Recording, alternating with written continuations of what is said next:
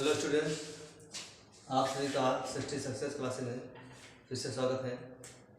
आज आपके लिए पर्सनली 1.2 का 5वां क्वेश्चन लेकर आया हूँ। इससे पिछली वीडियो में हमने इससे रिलेटेड 4 क्वेश्चन सॉल्व कराए थे।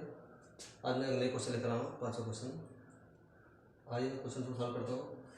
क्वेश्चन कर रहा है कि जाँच कीजिए कि क्या किसी प्राकृत संख्या n के लिए संख्या 6 की पावर n अंक शून्य पर समाप्त हो सकती है।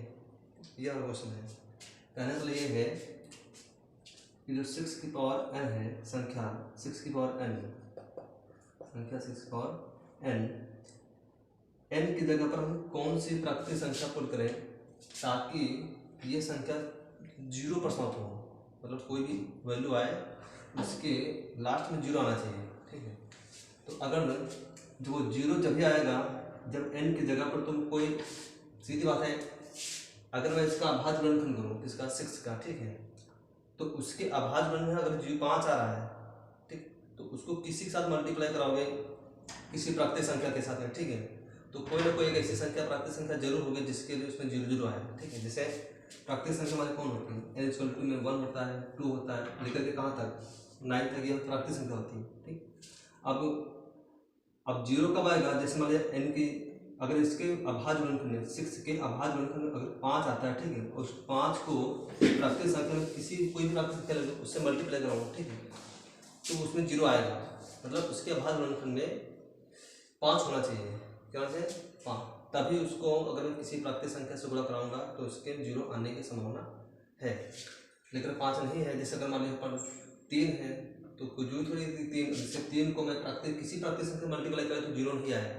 ठीक, 3 को 1 से गुणा करो नहीं आएगा 0। ठीक, सेम 3 को अगर 1 से कराओ तो 3 को 3 आएगा, 3 को 2 से करो 3 गुना 6 का मतलब 0 नहीं आएगा।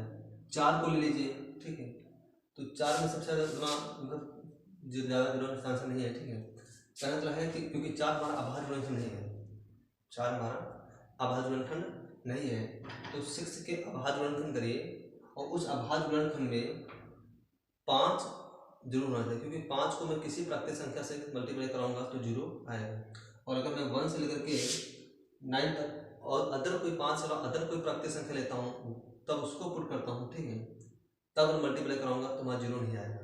ठीक है, इसलिए इसके अभाज्य गुणनखंड में 5 होना अति आवश्यक है। ठीक है, तो जब 5 होगा तो वहाँ पर इसकी 0 आने की संभावना हो सकती है। ठीक, तो वही चेक करिए यहाँ पर, अगर मैं 6 का अभाज्य गुणनखंड करूँ तो हो जाएगा 2 × में 3, पावर क्या लगेगी n। ठीक, तो यहाँ देख लेंगे कि मैं जब 6 का अभाज्य गुणनखंड तो 2 आया है, कितना है 3 आया है, मतलब यहाँ पर 5 नहीं आ रहा है। ठीक है, तो इसका मतलब है कि n के लिए मैं कोई भी वैल्यू पुट करूँ, n के लिए कोई भी वैल्यू पुट करूँ वो संख्या 0 पर समाप्त नहीं होगी, इसमें 0 नहीं आएगा।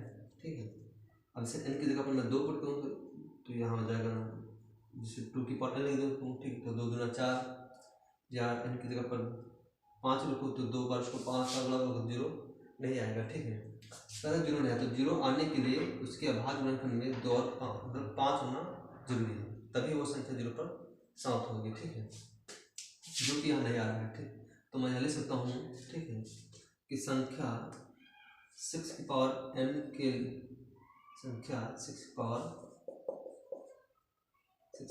n में n के लिए कोई भी अंक नहीं है जो 6 की पावर n 0 पर समाप्त हो सकती है। क्यों? क्योंकि इसके अभाज्य गुणनखंड में 5 नहीं है, 5 नहीं है। 5 ही वो संख्या है, ठीक, जिसको किसी प्राकृतिक संख्या से मल्टीप्लाई कराने पर कहाँ पर क्या आएगा 0 आएगा, अभाज्य गुणनखंड। ध्यान में अभाज्य गुणनखंड होना चाहिए। ठीक, तो बस ये तुम्हारा क्वेश्चन हो गया। ठीक है, आई होप आपको ये क्वेश्चन समझ आ गया। ठीक है, आप इसको स्क्रीनशॉट ले लीजिए या क्वेश्चन नोट कर लीजिए, इसके बाद अगला क्वेश्चन लास्ट क्वेश्चन करता हूँ उसका। ठीक।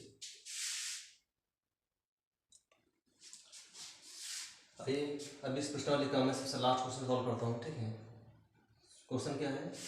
क्वेश्चन क्या है कि व्याख्या कीजिए कि 7 × 11 × 13 + 13 और 7 × 6 × 5 × 4 × 3 × 2 × 1 + 5 भाज्य संख्याएं हैं, क्यों है?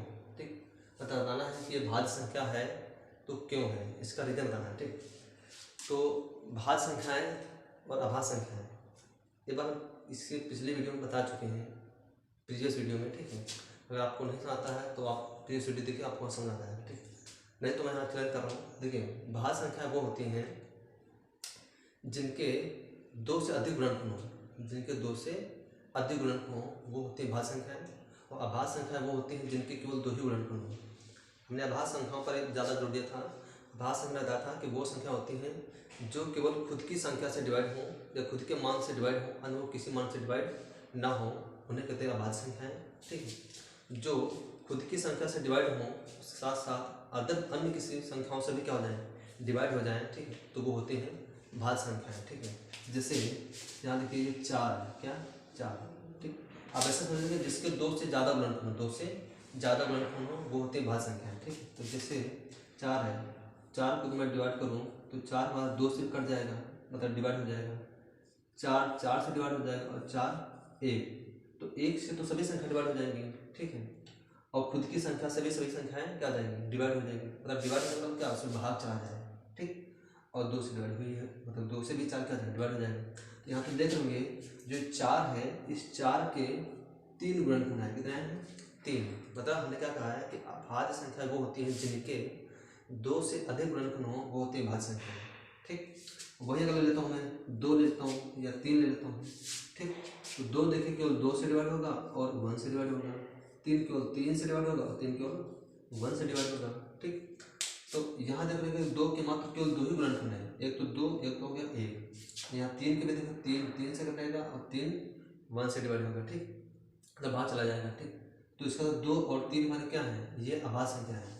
तो आप ऐसे कह सकते हो कि जो संख्या केवल खुद की संख्या से डिवाइड हो, ठीक, वो होती है अभाज्य संख्याएं, और जो खुद की संख्या से डिवाइड हो साथ साथ उसके अलावा अदर किसी संख्या से भी क्या हो जाए, डिवाइड हो जाए, वो होती है भाज्य संख्याएं। ठीक है, तो यहाँ पर 4 तुम्हारी क्या होगी, ये भाज्य संख्या होगी, और 2 और 3 तुम्हारी क्या होगी, अभाज्य संख्या है। ठीक, तो वही चीज़ है। अब देखिए क्वेश्चन क्या हमारा है, यहाँ देखिए संख्या लिखी है 7 × 11 × 13 + 13। ठीक, अब इन तीनों की मल्टीप्लाई करें और +13 से क्या करें, ऐड करेंगे। देखो ये संख्या भाज्य संख्या है कि अभाज्य है। ठीक, तो हल करिए यहाँ पर, तो 11 × 7 = 77 इंटू में 13 प्लस का 13 और 13 × 7 = 91 का 1 हाथ से लगा 9, 13 × 7 = 91, 91 और 9 10, 91 और 9 100, तो ये जगह 101 और प्लस का ये 13। ठीक, तो इसमें जोड़ोगे तो 1 और 3 4, 1 और 0 1, ठीक, वही हो जाएगा 1014। मतलब 1001 में 13 जोड़ोगे तो 1014 आएगा। ठीक है, अब तुम यहाँ देख लोगे कि ये 1014 है, 1014। ठीक, अगर मैं इसको डिवाइड करूँ तो ये पहले तो देखो लास्ट में 4 आया है। ठीक, तो जाहिर सी बात ये संख्या 2 से डिवाइड हो जाएगी। ठीक, जिस भी संख्या का इकाई अंक अगर 2 से डिवाइड हो रहा है, ठीक, तो इसका मतलब वो पूरी संख्या 2 से क्या हो जाएगी, डिवाइड हो जाएगी। ठीक, तो ये हमारी क्या हो गई, तो जब ये 2 से डिवाइड हो खुद की संख्या से डिवाइड हो ही जाएगी। ठीक है, और 1 से भी डिवाइड हो जाएगी, तो इसका मतलब इसके 2 से अधिक गुणनखंड हो गए ना। ठीक, तो ये कौन सी संख्या होगी, ये होगी भाज्य संख्या। क्या हो गई, भाज्य संख्या। ठीक, तो रीजन पूछे क्यों, तो रीजन हो जाएगा कि वो संख्याएं जिनके 2 से अधिक गुणनखंड हो, ठीक है, वो होती हमारी भाज्य संख्याएं, और जिनके केवल 2 ही गुणनखंड होते हैं वो होती हैं अभाज्य संख्याएं। ठीक, तो ये तो हमारी हो गई, ये संख्या हमारी क्या हो गई, भाज्य संख्या। ठीक, अब आइए इसको चेक करते हैं। यहाँ कितना लिखा है 7 × 6 × 5 × 4 × 3 × 2 × 1 + 5। ठीक, गुणा करिए 7 × 42। ठीक, 42 में से 5 × 10 का 0 और 5 को 20 और 20 से 21 210 और गुणे में 4 गुणे में 3 गुणे में 2 गुणे में 1 प्लस का 5।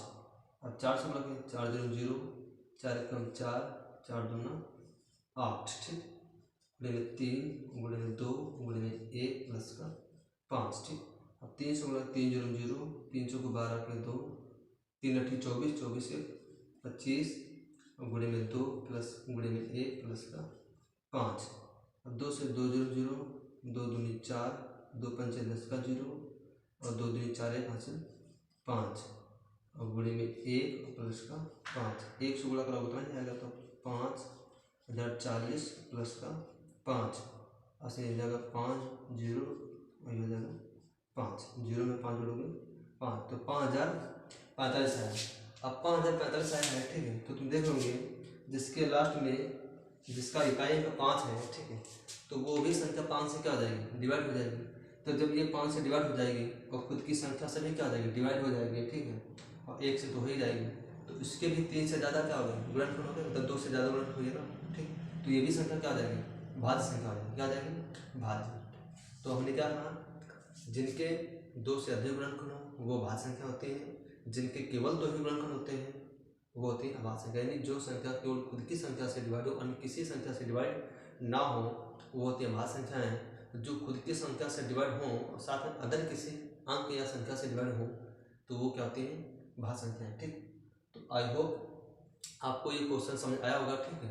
अगर इसका रीजन पूछे तो रीजन ही पर लिख देना, ठीक है। इसके या रीजन लिख देना, अच्छा अपने आप से लिख देना, ठीक है, कि जिनके 2 से अधिक गुणनखंड होते हैं वो क्या होती है, भाज्य संख्या है, ठीक। बस ये रीजन लिख देना, सुनो। तो आई होप आपको ये क्वेश्चन समझ आया है। अगर आपको ये क्वेश्चन समझ आया है, ठीक है, तो प्लीज़ इस वीडियो को अपने दोस्तों और अपने ग्रुप में शेयर कीजिए, ठीक है। अगर मेरे चैनल में पहली बार है, ठीक, तो चैनल को सब्सक्राइब और लाइक करना ना भूलें।